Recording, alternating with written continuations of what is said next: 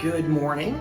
This is Robert And Marcel. and Marcel from Mille, and we're here doing a Santa Fe Foodies episode with Marcel at his place called Mille Café and Crêperie.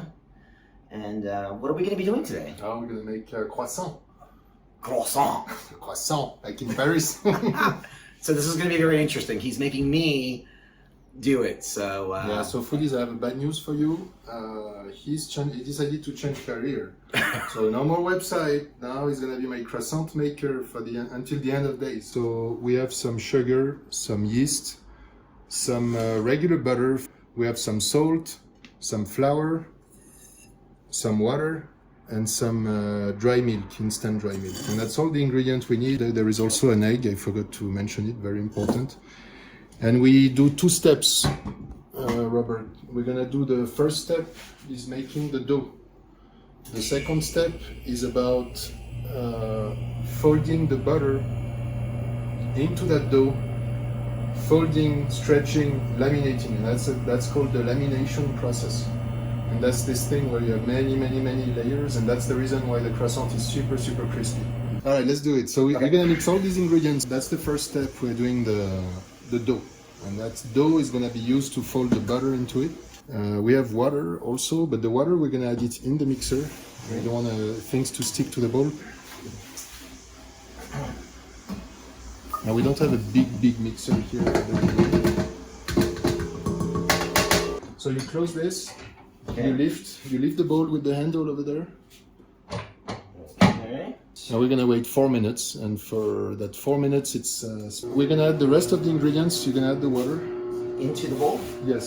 So actually open it. Okay. Just dump it in? Yeah, dump it in. Okay. And then the egg, Okay. without the shells, if possible. Yes. It's best when you don't have that crisp of the shell in the croissant. I get it. The garbage, like a wash. La poubelle. And then it's gonna mix on low speed for 4 minutes. We're gonna come back, mix on medium speed for another 4 minutes. Dough should be very smooth, and then we're gonna let the dough rest for 30 minutes after it's done. But today we're just making enough to make 2 dozens of croissants. So if you look at the dough and keep it like that, it's perfect. So it's nice, and as it's not, we put some eggs and butter and dry milk. Slightly moist. It's moist, Kind of but like it a doesn't moist stick. Play-Doh. If I pull on it, it breaks. Close to 1800 grams of dough. Yes, so you can use this, and basically we need to split it into bowls of 890 grams each. Okay, So the game is that the dough right now is not ready to be used. We're gonna have to let the dough settle and proof. That's the first proofing process. It's very important. It's the point where the dough is gonna go from Play-Doh but kind of brittle, because again, if I pull on it, it breaks, to letting the gluten that's in the flour do its thing. Let the dough relax a little bit and gain some elasticity, so that you'll see in half an hour, and we're gonna let that do its thing at room temperature. In half an hour, when I pull on the dough, it won't break. It will have a lot more elasticity. We're gonna go from Play-Doh to chewing gum. Okay. Right? Because there's gonna be so much stretching and folding involved that if the dough is at that stage of pulling and breaking, you won't make croissant. You'll make a good mess. For 1 part of dough, we have a 1/3 part of butter. So this is gonna be close to 900 grams of dough. We're gonna use that dough to fold 300 grams of butter. The more butter, the better. Basically, we're gonna take the dough, put it on some sheet pans, some bowls of dough. We're gonna wrap with plastic. We're gonna let it rest at room temperature for 30 minutes. Hi, we are back. It's been 30 minutes. 30 minutes. And can you explain what's been happening in those 30 minutes? Yes. So the dough had time to relax. That's the dough that we had earlier. We let it rest. The whole game now is gonna be to take the butter, the sheet of butter that we have in another room, and wrap it with this dough. What you want to do is to create the best possible condition to be able to mix those 2 ingredients together. And the first thing we're gonna do is make sure that that dough doesn't break. Now we're gonna start the lamination process by stretching this thing and wrapping the dough around the butter, Okay. and folding and stretching and folding and stretching. That's why when you do that step of the lamination and you stretch and fold, you don't want that dough to break. You take them out of the plastic. And the reason we put plastic, by the way, is we are in New Mexico here. Ah. Yeah, it's very dry. Ah. The 10% humidity is something the dough, same for bread, same for everything. That's a very common topic. If you were to let the dough rest like we just did at room temperature, but without plastic on top, now you would have a crust here.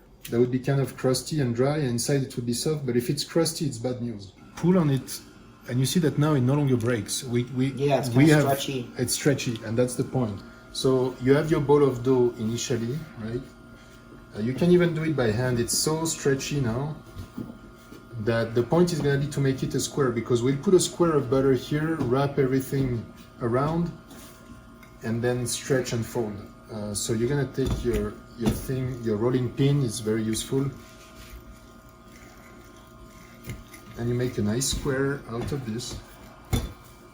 So you have a nice square, and that's the shape and size usually matter, especially when you're trying to reach consistency. But if you do it at home, and that's the point of this video, to show you something you can make at home. You have a nice square. You're gonna put this square now on the sheet pan, right? And you're gonna wrap it again, because this dough is gonna go in the fridge. It has the proper elasticity. Now we need to cool it down so that it's as hard and as cool as the butter. I want to make sure people see that this is something anybody can. Anybody. Well, this guy. Yeah. Stretch it as a square. It doesn't have to be perfect.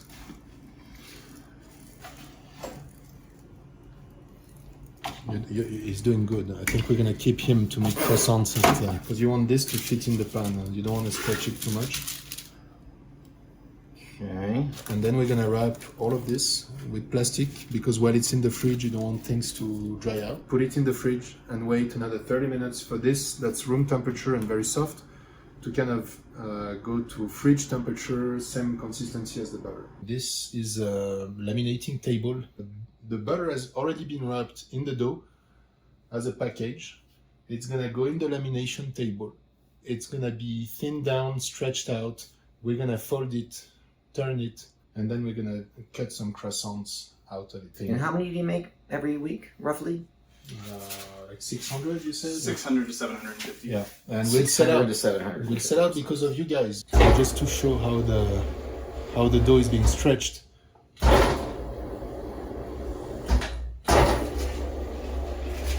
And so at every pass, we're gonna change the thickness slowly. You don't want to change the thickness too quickly and break the dough. If you tear the dough and the butter escape, you're done. So I go by 2 millimeters every pass. Okay. We're gonna go grab our dough, our butter. So we have two ingredients. We have our butter, and I want to really insist on this, because this is what will give taste to the croissant. The quality of the butter. The quality of the butter. And this one is imported from France. Is one of the highest grade of butter you can think of when making croissant. Has a nice color, very nice texture. It's not brittle, it's like Play-Doh again. High fat content. Is there a moisture factor to yes, it also? Yes, so there is a fat content, and this one, I don't know if you can see, but it's 82% fat. Wow. And it's lactic butter, meaning it's been fermented a little bit. It has this tangy taste to it. And this tangy taste is going to translate very well to the final product. So the game now is going to be to mix, in the context of what we just saw next door with the lamination machine, it's going to be to mix this guy with this guy. And the ratio is like, for one part of dough, we have 1/3 part of butter. The thing is, if you take American butter, usually it won't have that color of that texture. It tends to be more brittle Some people put way less butter, we put a lot of butter. You can only deviate so much from the tradition, especially on something like the croissant, that people have an expectation of what it should be. So we don't deviate too much. Actually, we don't deviate nothing here. We go with the best butter you can find. See, but that's one of the good things about your place, Marcel, is that people know if they come here, they're going to taste the entire menu, how it's done in France. Yeah. Amy, one of our regular Santa Yes. Fe Foodie members, just made a comment the other day that she just returned from Paris and says that your stuff is better. Well, there are many places that are excellent in Paris, but yeah, you do have a lot of tourist trap. That's what I told her, and you have to be careful. And butter is really the most expensive part of your croissant. And we're gonna wrap whatever we stretch from here, from the butter, into this dough. Here is what we have. We have the butter right here. We have the dough right there. Robert, you're gonna stretch that butter a little bit. The dough has been in the fridge. The butter has been out of the fridge now for maybe 20 minutes to soften up a little bit, so that you can it's more like Play-Doh, and you can stretch it a little bit. So go ahead. Okay. You want to make a rectangle that's going to be smaller than the dough, so that you can use the dough to wrap the butter around. Right? So just can I press hard? Yeah, you press hard, and by the way, we put a little bit of flour on top of the butter, that way it doesn't stick to the rolling pin. And now that should be good in length. You want to spread it in width. The other way? Good muscles. See, that's... I'm worried about breaking it. No, you don't break butter. What you can do to make your life easier is, instead of turning your butter, you can turn see? Turn your butter.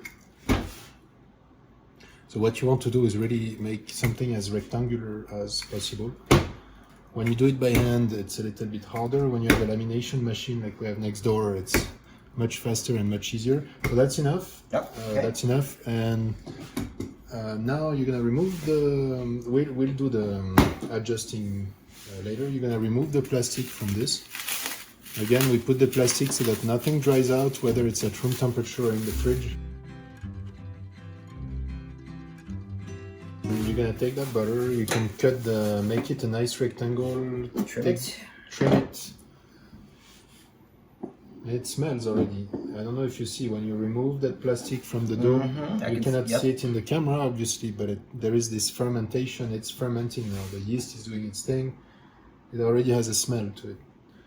It's making me hungry. Oh, well, don't worry, we're gonna have 2 dozens of croissants to dip in cappuccino at the end of the show. So. Here? No, that's good. So you take this, put it on top of the dough, wrap it. Okay. And that's what you will have to do at home also. It's not necessarily I'm actually obvious, but it's impressed how the butter's not breaking. It's not breaking because I told you, it's very, very soft. If you were to do this with American butter, which you can do also, you don't have to use the most expensive butter in the world. You have to take the butter that comes in blocks, and you have to tap on it with the rolling pin under a plastic to soften it and give it that Play-Doh structure. Otherwise it will break. Right. So now you have the extra pieces of butter that you're gonna put in there. No waste. And you just put more butter. Just put more butter everywhere. Okay. And now you're gonna wrap this, starting with the sides. And your dough now is very, very stretchy. So just kind of over the edges. Yeah, so up to the middle here. Up to the middle. Yeah, you stretch it and you pull it up to the middle.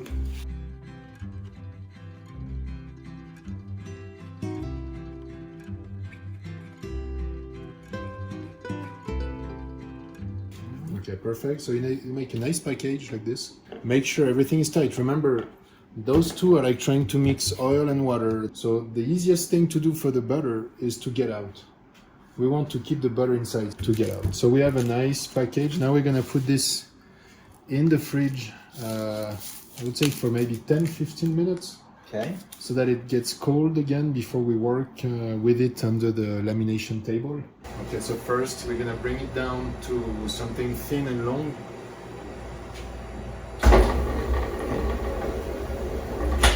We apologize for any background noise, folks.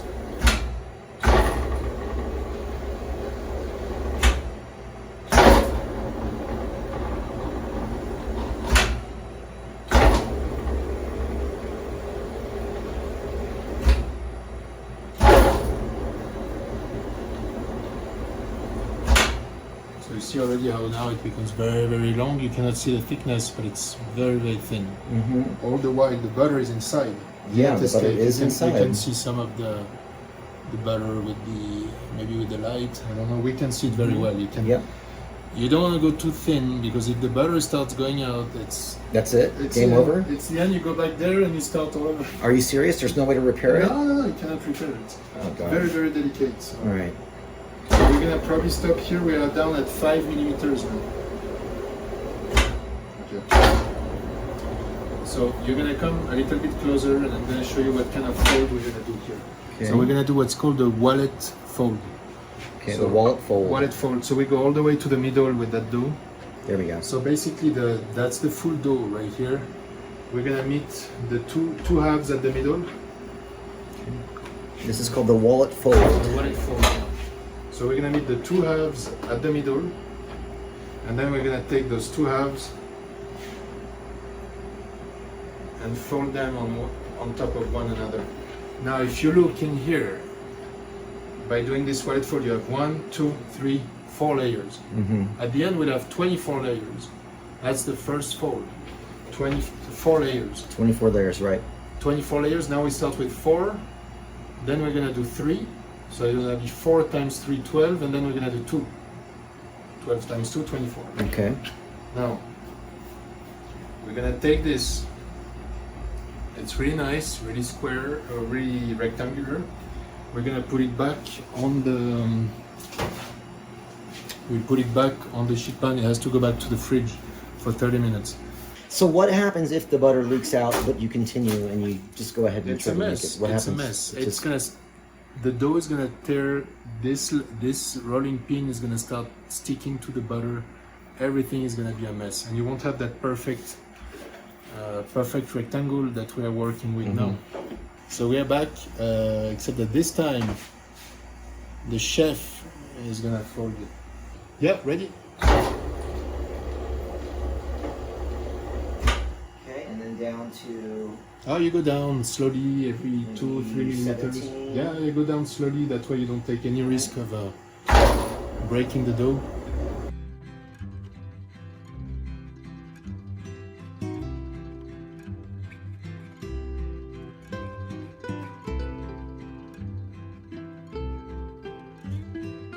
Here it's simple fold, so it's just 2/3 of the way, 2/3 of the way, and then quarter turn. And then we're gonna send this thing back one more time in the fridge or in the freezer to cool down, and we're gonna do the last stretch, and then we'll do a fold in this direction. We have done the first fold, it was a book fold, 4 layers.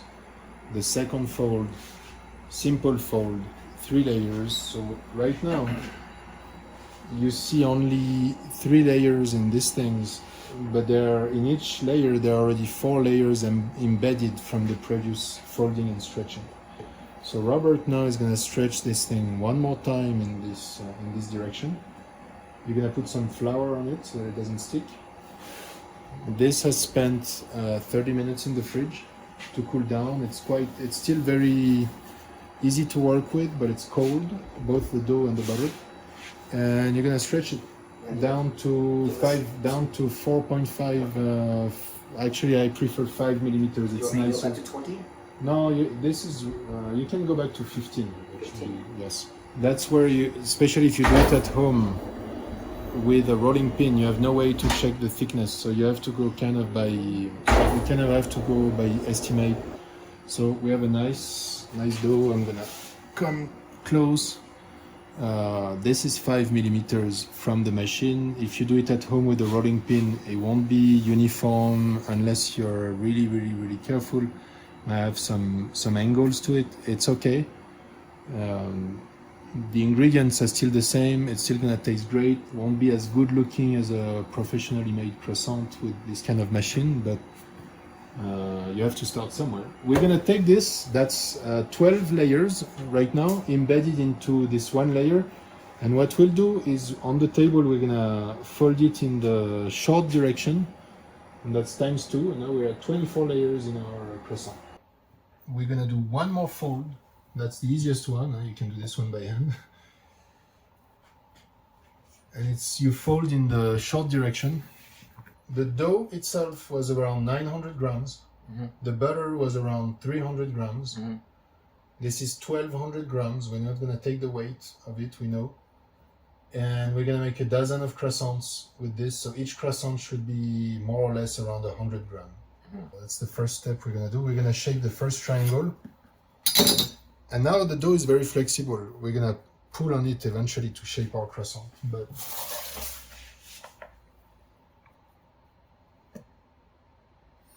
94 grams. Okay. Okay, it's not far from the objective. And while he's cutting this, I'm gonna start shaping some croissants. So usually what we do is, now that's all the magic of the gluten.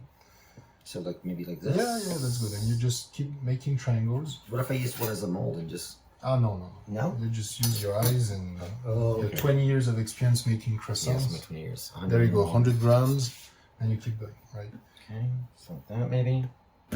Yes, maybe that's too narrow, but again, it doesn't matter. We're gonna shape them, prove them, gonna get different shapes.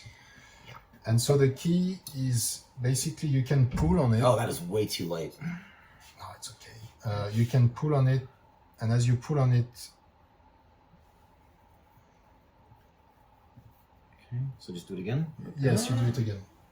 And your first batch might not come as good as it should, but if 100. you make them perfect. 99. One, perfect. And so eventually leave some room, because I would like to make some chocolate croissants also. So we pull, the dough doesn't break.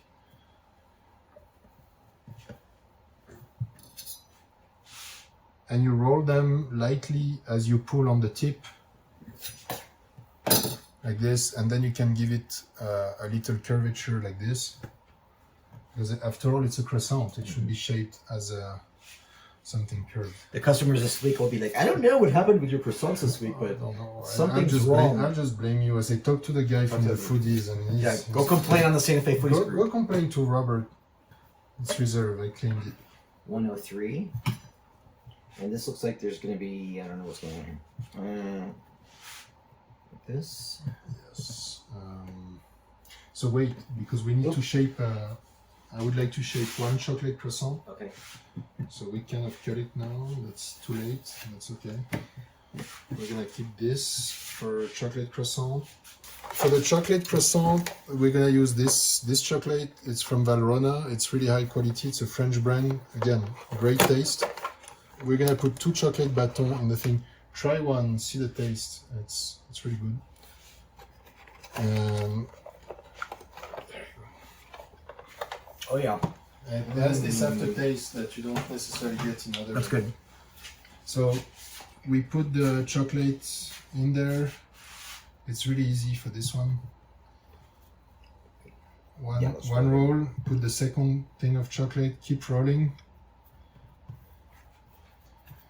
And then that's it. You have your chocolate croissant that's gonna go on the tray to proof. You're gonna keep shaping the rest of those croissants, just like I showed you.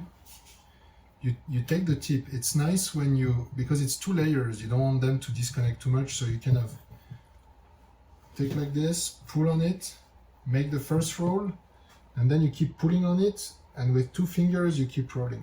Oh, that's it? That's it, and then you shape it, and it's done. Alright, let's see if I can do that. So you have all those to play with. And that's it. You roll, shape as a croissant, and put it on a tray. And after this, we'll go to the last stage of the process.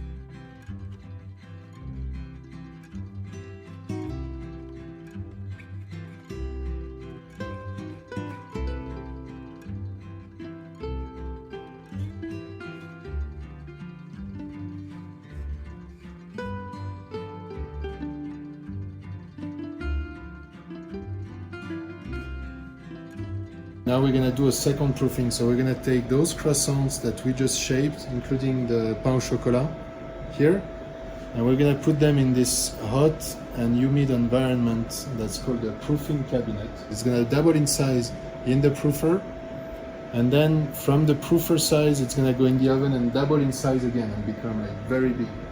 It's all air and butter, if you think about it. So, but very delicate process. Right now, the proofing cabinet is at 100 degrees, and it's pretty humid. Yes. So you open the door right here. You put it on one of the trays. There we go. And we'll come back in a little bit to see how much they've grown. I think it's gonna proof in the cabinet for about 30 minutes.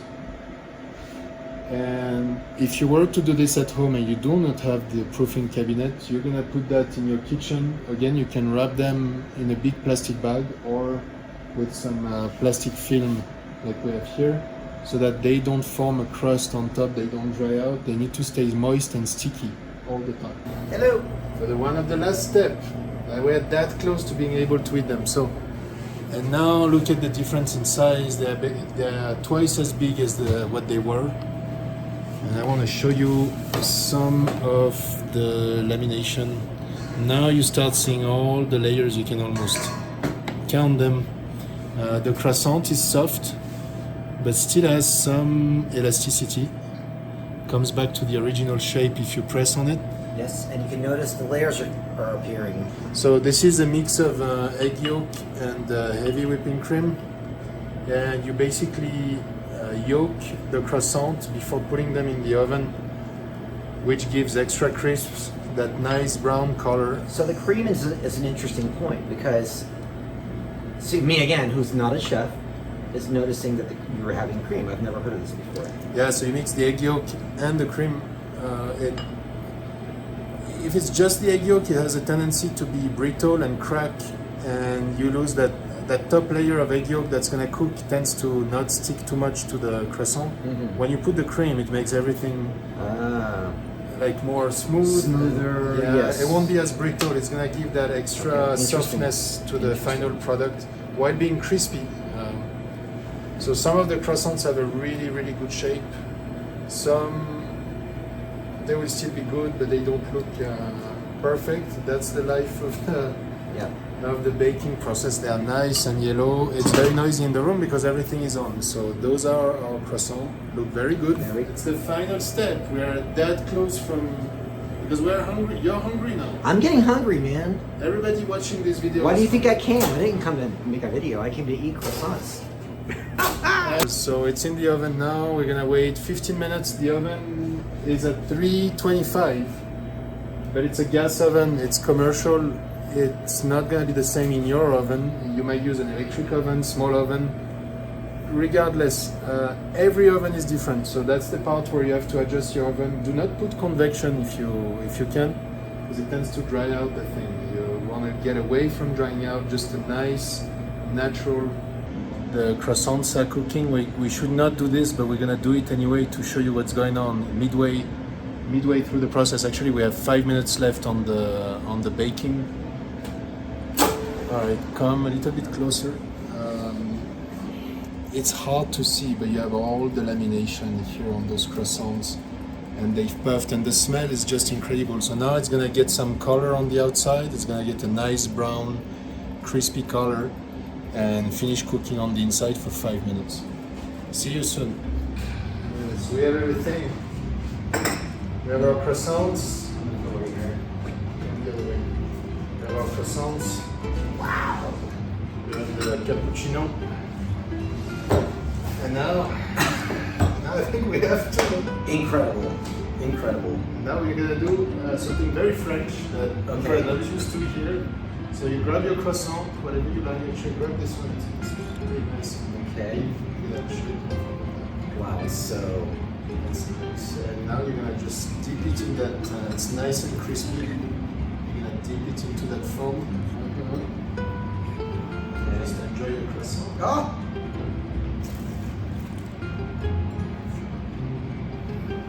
Oh yeah. yes. Oh my gosh, so good. It's like breakfast at 2 p.m. in the afternoon, but it's Wow. it's so good. And can you get some more because the foamier the cappuccino, the better. The croissant is big, so you have to have lots of foam.